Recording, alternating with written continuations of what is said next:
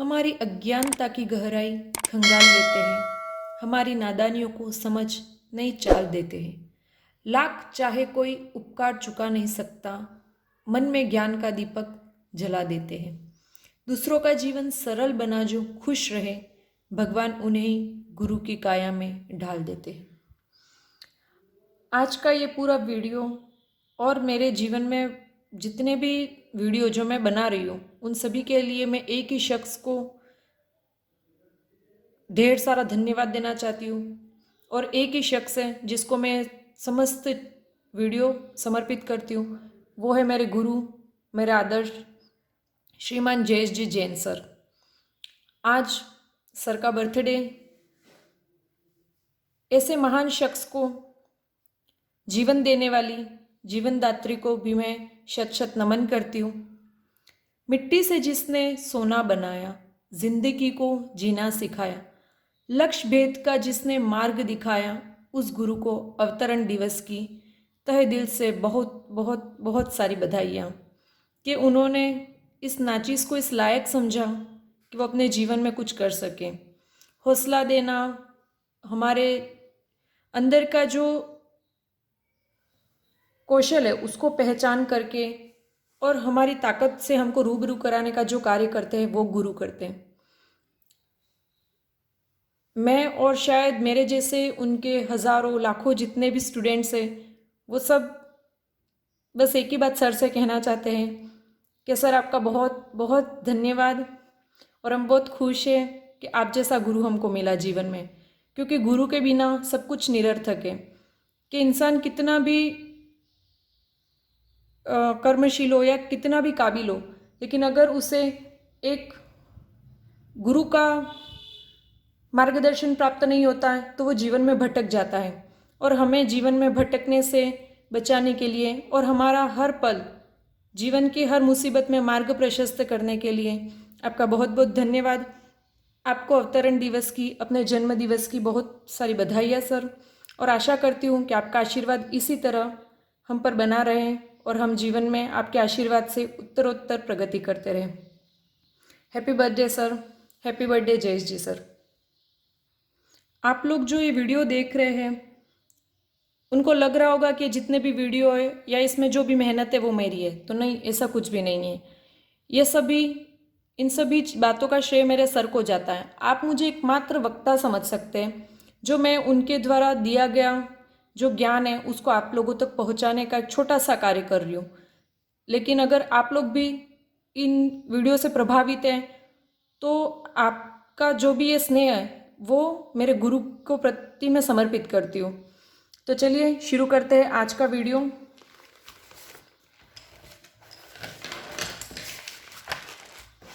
आज का जो वीडियो है वो हम कंपैरेटिवली पढ़ेंगे, जिसमें करण और अपादान कारक पढ़ेंगे।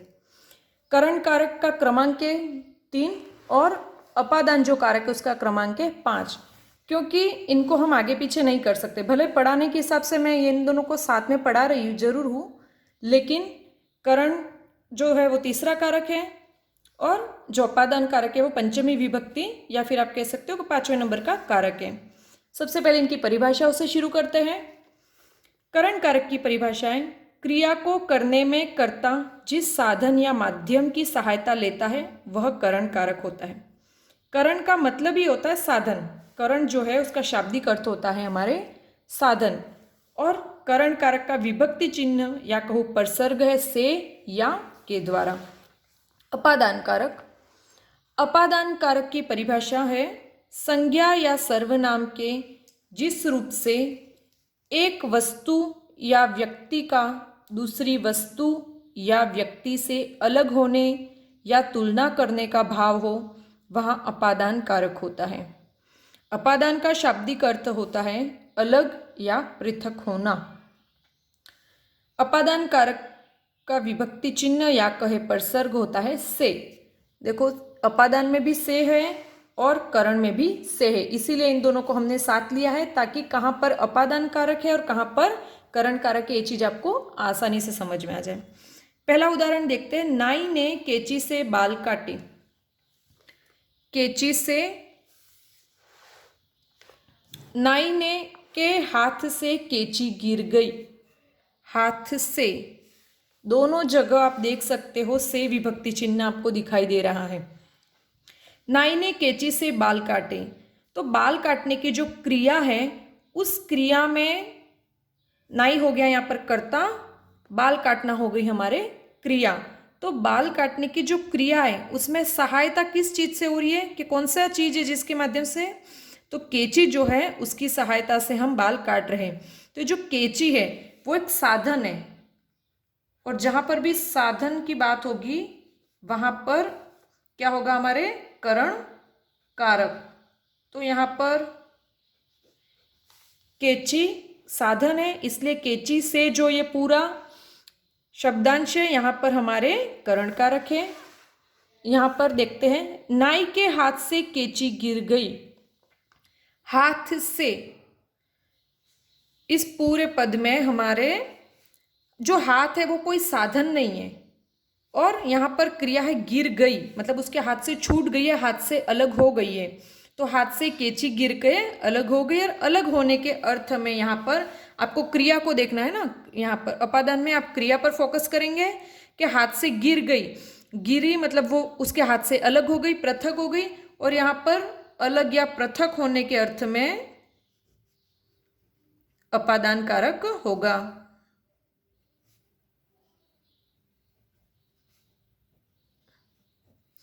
तो जहां पर कोई वस्तु साधन के रूप में प्रयुक्त होगी और उसके पीछे से लगा है तो वो करण कारक है, जबकि कोई वस्तु किसी हाथ से गिरने की बात होगी या उस वस्तु एक चीज से दूसरी चीज अलग हो रही है तो वहां पर अलग होने के अर्थ में हम अपादान कारक का प्रयोग होता है।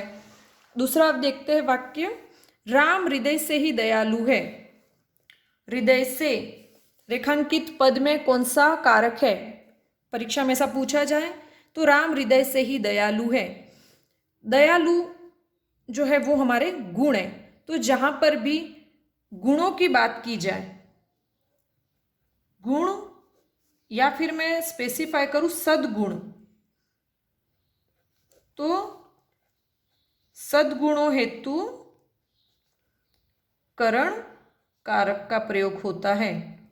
तो यहां से आपको स्पष्ट हो जाएगा, चाहे यहाँ पर दयालु की जगह में कोई भी राम हृदय से ही कोमल है कह देती या कोई भी दूसरे गुण की बात करती, तो भी यहाँ पर हृदय से में हमेशा आपके अच्छे गुणों के लिए या सद्गुणों के लिए हमेशा करण कारक का ही प्रयोग होता है।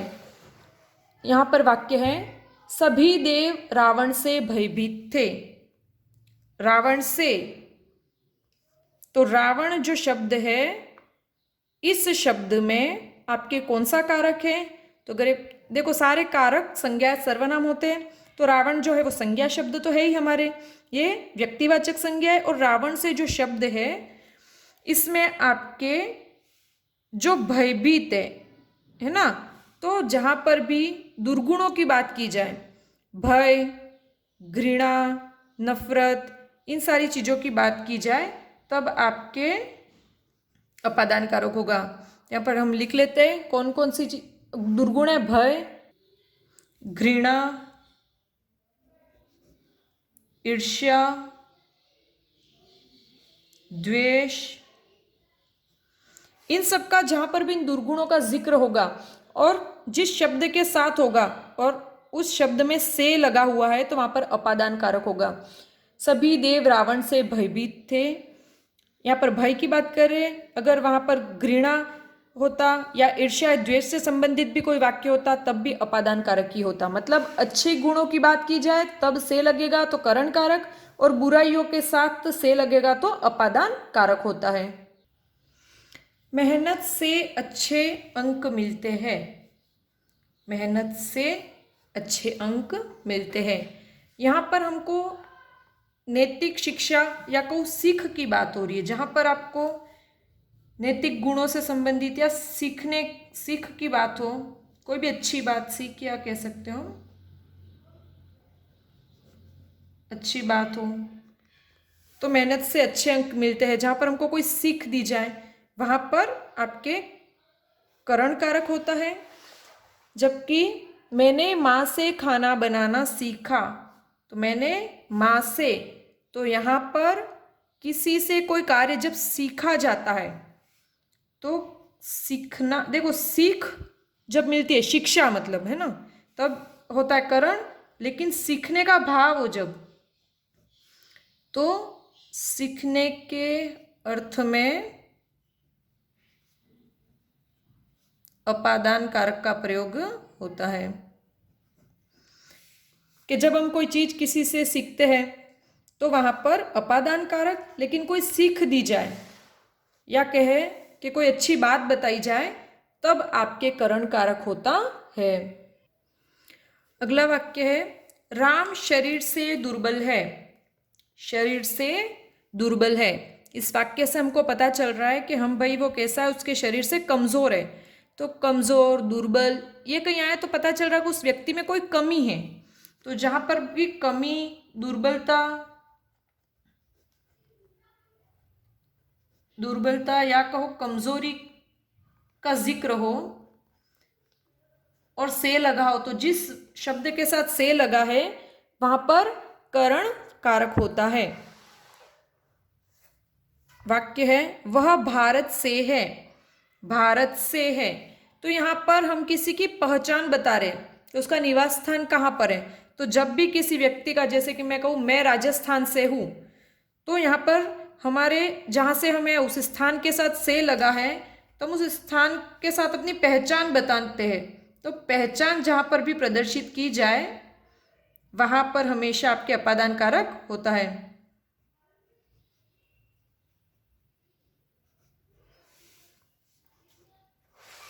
अगला वाक्य है, दिमाग से काम करो। तो यहां पर कोई काम आपने किया और उसमें कुछ गलती कर दी तो आपके बड़े आपको डांट के कहते हैं कि भाई सोच समझ के काम करो या दिमाग से काम करो, मतलब वो आपको आज्ञा दे रहे हैं। तो जहां पर भी आज्ञा जनित या कहो कि आज्ञा से संबंधित वाक्य हो वहां पर आपके करण कारक का प्रयोग होता है। कि जहां पर आज्ञा का भाव होगा वहां पर करण कारक का प्रयोग होगा। जबकि लता दीपिका से बड़ी है। दीपिका से, तो दीपिका जो शब्द है इसमें कौन सा कारक है, अगर ऐसा पूछा जाए तो देखो लता और दीपिका दो लोग हैं, दो लोगों में जब तुलना की जाए तब हमने देखा था कि हमेशा तब अपादान कारक होती है। तो दो लोग, व्यक्तियों में या दो वस्तुओं में ना, दो व्यक्तियों या वस्तुओं में तुलना जब की जाए तब आपके हमेशा अपादान कारक होता है। मुझे तार से संदेश मिला। तार से, तो यहां पर जो तार है वो एक माध्यम है। तो हमने देखा ही कि साधन या माध्यम के अर्थ में हमेशा करण कारक का प्रयोग होता है।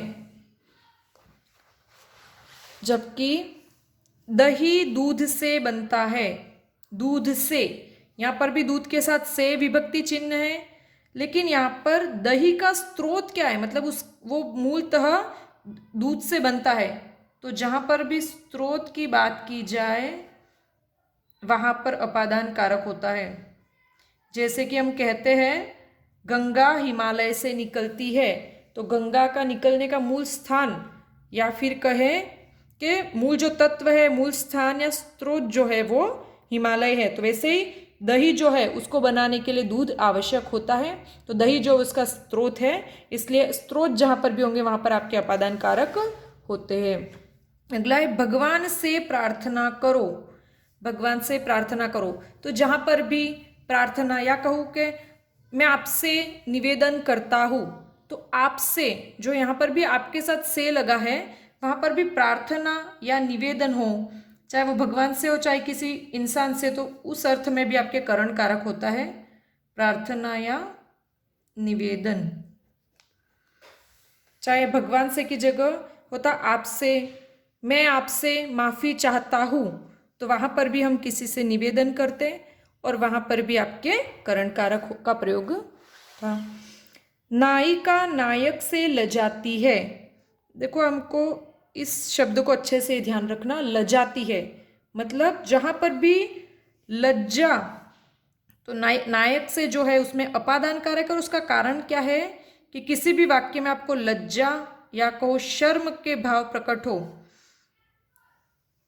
तो इन भावों का जहाँ पर प्रकटीकरण हो वहाँ पर उस वाक्य में अपादान कारक का प्रयोग होता है। भिखारी क्रम से बैठे हैं, यहाँ पर उनकी बैठने का जो तरीका है या कहूँ रीति, तो जहाँ पर भी किसी कार्य या किसी व्यक्ति के कुछ रीति या प्रक्रिया या तरीके का जिक्र हो, वहाँ पर आपके हमेशा करण कारक होता है। मेरा घर शहर से बाहर है, तो शहर से बाहर है, तो यहाँ पर शहर से दूर भी है और घर जो है वो शहर से अलग है, तो यहाँ पर हम दूरी या फिर आप कह सकते हो पृथकता के अर्थ में अपादान कारक का प्रयोग किया गया है। मेरा घर शहर से बाहर है, मतलब शहर से वो दूर है, तो जहाँ पर भी दूरी की बात की जाए या अलग या पृथक होने की बात की जाए वहाँ पर आपके अपादान कारक होता है। अन्य उदाहरण देख लेते हैं। वह अक्ल से अंधा है, यहाँ पर अक्ल से अंधा मतलब कमी दिखाने के अर्थ में, यहाँ पर करण कारक का प्रयोग किया गया है। चाकू से फल काटो, चाकू से, यहाँ पर चाकू साधन है इसलिए साधन के अर्थ में यहाँ पर करण कारक का प्रयोग किया गया है। डाक द्वारा सामान भेज दिया है, तो डाक द्वारा, डाक यहाँ पर साधन या कहो आप माध्यम है एक सामान भेजने का, तो इसलिए माध्यम के अर्थ में यहाँ पर करण कारक का प्रयोग किया गया है। माँ ने बच्ची को चम्मच से दूध पिलाया, चम्मच से, यहाँ पर चम्मच साधन है इसलिए यहाँ पर भी करण कारक का प्रयोग किया गया है। मैं प्रतिदिन विद्यालय बस से जाता हूँ, तो बस यहाँ पर आप कह सकते हो साधन या माध्यम है इसलिए यहाँ पर भी करण कारक का प्रयोग है। वह स्वभाव से हटी है, तो हमने पहले ही देखा था भाई कि जहाँ पर हमारे कोई स्वाभाविक बात की जाए तो वहाँ पर हमारे स्वभाव से संबंधित जो भी बात होगी वहाँ पर करण कारक का प्रयोग होगा, तो यहाँ पर स्वाभाविक विशेषताओं के लिए